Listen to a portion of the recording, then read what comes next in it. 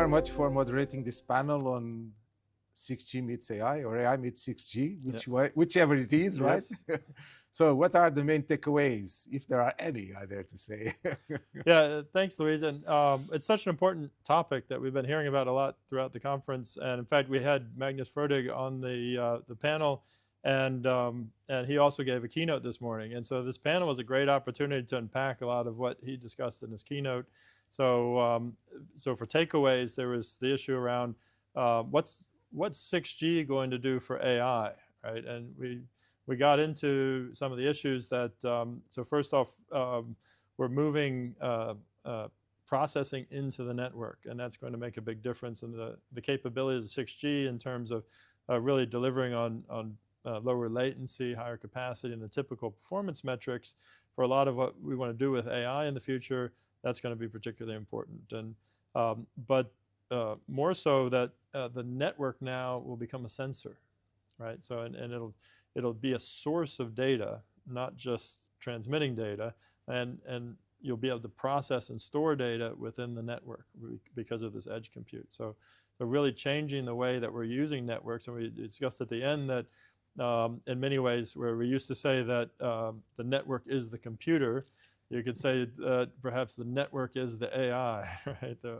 Your artificial intelligence. And so that was an interesting thing. But we also discussed the issue around how we might use AI for networks, right? And as our community is in this the research space and networks, this is probably what we're most interested in, and trying to do with our research. And there's tremendous change coming down, and enormous challenges in terms of research to be done here. So we talked about agentic controls and how we might use agents within networks, but it's really not at all understood how they're going to behave, what hierarchy of agents you'll have, how they'll interact, and what is even beneficial, and how do you do this in an energy efficient way? So energy is the big nightmare here, and sustainability.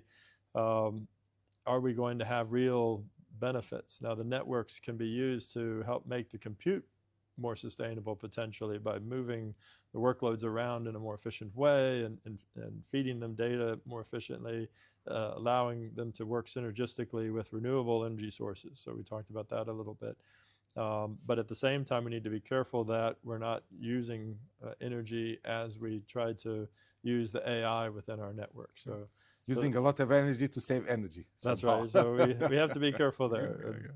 Yeah, it's a pity that Andreas from Deutsche Telekom couldn't make it, for personal reasons, very serious personal reasons, unfortunately.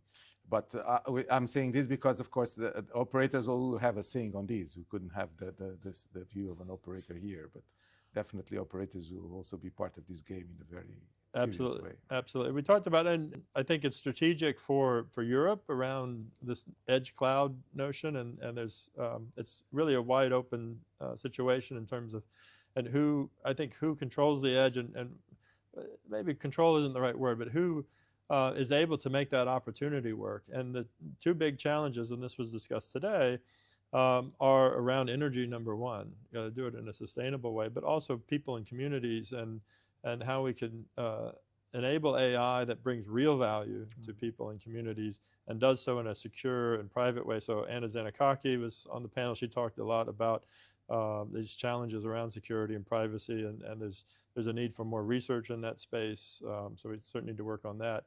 And then also, it was excellent in the panel, we had Sishu Terapathy from IBM, and his expertise is in the AI domain, right? And so to bring in that perspective of how that domain sees what's going on in the 6G space, in the communication space, and was an interesting thing. And curiously so, his impression was that our community is actually keeping up very much to speed with what's going on in the AI space. Now, with the caveat that while we're talking about agents, the latest models coming down the road are a little bit ahead in the AI side. So we can still learn things there and pull in newer models that might be more efficient and might have better capabilities, and some tools and tricks that our community can use, certainly. Yeah. Next year it will be in Dublin. You'll They be will indeed, pretty much yes. involved in it. So let's check next year how things are going. Right? Absolutely. We'll look forward to welcoming everyone to Dublin. It's going to be an exciting conference. Thank you, Dan. Thank you very much. Thank you. Okay, Thank you.